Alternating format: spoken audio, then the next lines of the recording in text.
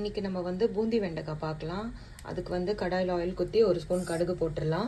நான் ஒரு 10 வெண்டைக்காய் இந்த மாதிரி சின்னதாக நறுக்கி வச்சுருக்கேன். இப்போ கடுகு வச்சு ஒரு 1/2 ஸ்பூன் உளுந்து போட்டுக்கிறேன். இப்போ வெண்டைக்காய் போட்டுடலாம்.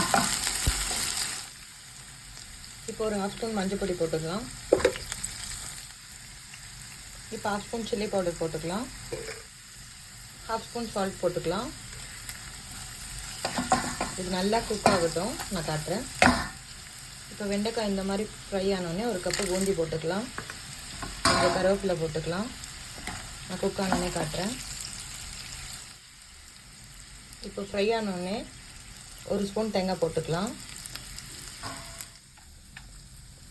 அவ்வளோதான், குக் ஆகிடுச்சு. நீங்கள் பூந்தியும் தேங்காவையும் இறக்கிறதுக்கு ஒரு 2 நிமிஷம் முன்னாடி போட்டுக்கோங்க, கரெக்டாக இருக்கும்.